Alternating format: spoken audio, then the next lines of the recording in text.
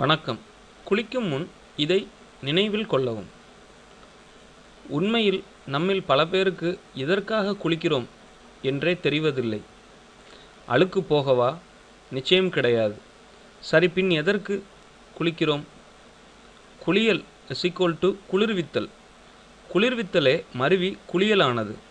மனிதர்களுக்கு உள்ள 75% நோய்களுக்கு காரணம் அதிகப்படியான உடல் வெப்பம்.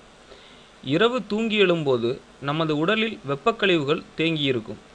காலை எழுந்ததும் இந்த வெப்பக்கழிவை உடலிலிருந்து நீக்குவதற்காக குளிர்ந்த நீரில் குளிக்கிறோம். வெந்நீரில் குளிக்கக்கூடாது. எண்ணெய் குளியலின் போது மட்டுமே மிதமான வெந்நீர் பயன்படுத்த வேண்டும். குளிர்ந்த நீரை அப்படியே மொண்டு தலைக்கு ஊற்றிவிடக்கூடாது. இது முற்றிலும் தவறு. நீரை முதலில் காலில் ஊற்ற வேண்டும், பின் முழங்கால், இடுப்பு, நெஞ்சு பகுதி, இறுதியாக தலை. எதற்கு இப்படி? காலிலிருந்து ஊற்றினால்தான் வெப்பம் கீழிருந்து மேல் எழும்பி விழி மற்றும் காது வழியாக வெளியேறும்.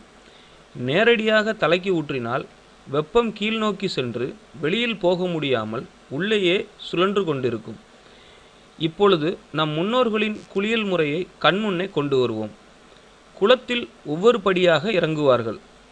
காலிலிருந்து மேல் நோக்கி குளிரும். வெப்பம் கீழிருந்து மேலெழும்பி இறுதியில் தலை முங்கும்போது கண் காது வழியே வெப்பக்கழிவு வெளியேறிவிடும். இதற்கும் முன் ஒன்று செய்வார்கள். உச்சந்தலைக்கு சிறிது தண்ணீர் தீர்த்தம் போல் தெளித்துவிட்டு இறங்குவார்கள். இது எதற்கு? உச்சந்தலைக்கு அதிக சூடு ஏறக்கூடாது. சிரசு எப்போதும் குளிர்ச்சியாக இருக்க வேண்டும்.